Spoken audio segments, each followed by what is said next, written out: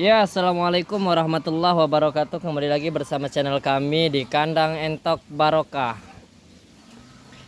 Kali ini saya akan membahas tentang petarangan yang rapih atau yang nyaman ya buat entok. Banyak juga yang bertanya sama saya, Bang, petarangan yang bagus buat entok yang seperti apa sih? Kali ini saya akan membahas tentang petarangan yang nyaman dan yang bagus ya untuk entok. Terutama kita jangan lupa masalah kebersihan entok harus selalu kita jaga ya, karena kebersihan itu adalah nomor satu supaya kerapihan juga biar entok-entok kita nyaman ya. Dan perihal masalah petarangan yang nyaman yang bagus itu, kita harus gunakan keadaan petarangan yang sedikit tinggi ya, sedikit tinggi.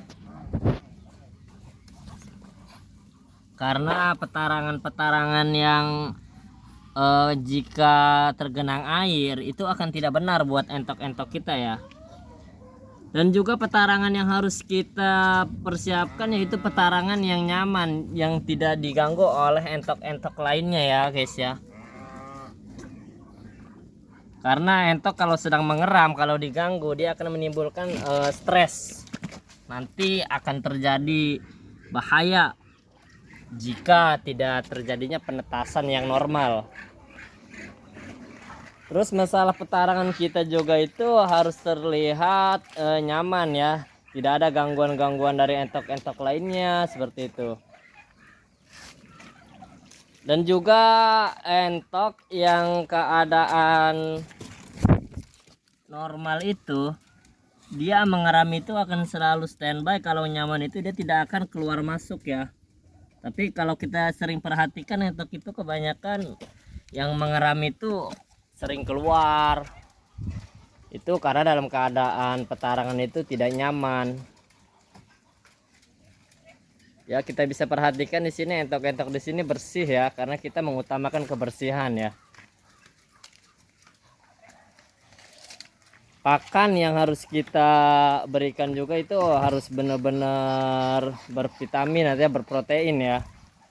Jangan sampai pakan-pakan yang basi atau yang tidak baik untuk entok itu nanti akan mengalami tidak benar juga untuk pertumbuhannya ya.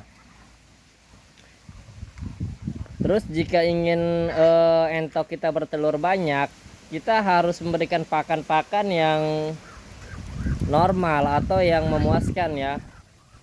Kebanyakan entok-entok kita itu ya, kebanyakan nih dari kawan-kawan semua yang bertanya kenapa entok saya itu Bang bertelur cuma hanya 9, 7 gitu ya. Itu karena pakannya itu kurang berprotein atau kurang ya. Mungkin kita mengasih pakannya tidak sesuai jadwalnya, tidak teratur seperti itu. Tapi jika kita menggunakan pakan-pakan yang berprotein dan pakan-pakan juga kita berikan secara normal, itu akan mempengaruhi bagi perteluran entok kita itu dia akan lebih banyak dari biasanya kalau kita memberikan pakan-pakan itu dengan lebih banyak juga gitu dan berprotein juga. Dan kalau ada yang bertanya bagaimana Bang kalau misalkan telur kita banyak, telur entok kita banyak, tapi yang menetas cuma hanya beberapa saja yang menetas Bang. Nah, kalau pertanyaan yang seperti itu, yang bertelur banyak tapi yang menetas cuma sedikit, itu permasalahannya berada dari pejantan ya. Kalau pejantan kita tidak bisa mengawini dengan normal, sehingga telur-telur yang dihasilkan dia itu penetasannya itu tidak akan maksimal ya.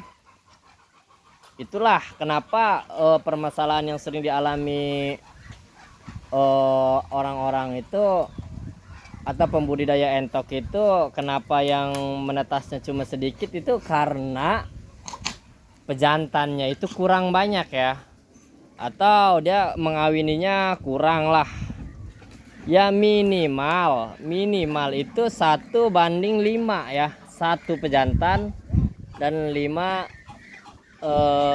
indukan. Ya kalau bisa 1,5 dan 1/8 juga ya tidak jadi masalah ya guys ya, atau 1/10 ya tidak jadi masalah ya. Dan kalau misalnya 1/10 yang 4 atau 3 mengeram, itu otomatis kan yang ada di area peternakan juga ada sedikit ya, mungkin itu bisa pejantan bisa mengawini dengan stabil ya guys ya.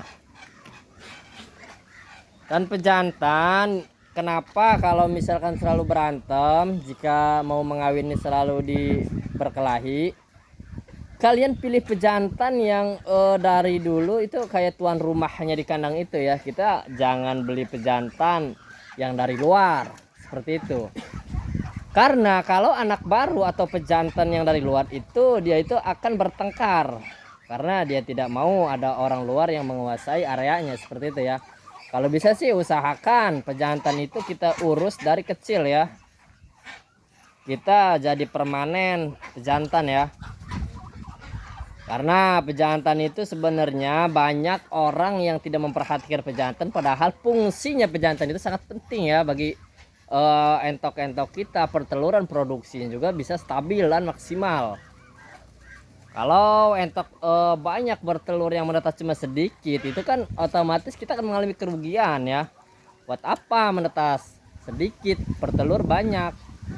Terus kita sudah punya mengeluarkan biaya pakan yang sangat besar. Kalau untuk produksi diutamakan dengan penetasan yang maksimal ya. Jangan sampai nanti kedepannya kita mengalami kerugian dan kerugian selalu ya guys ya. Nih, kita harus berikan area-area ternyaman bagi entok supaya tidak mengalami stres seperti itu ya. Dan kolam-kolam seperti ini, kolam yang sangat penting. Ketika entok setelah mengeram, dia akan bermandi atau dia mungkin dia untuk meminumnya seperti itu ya. Untuk menghilangkan rasa stresnya seperti itu.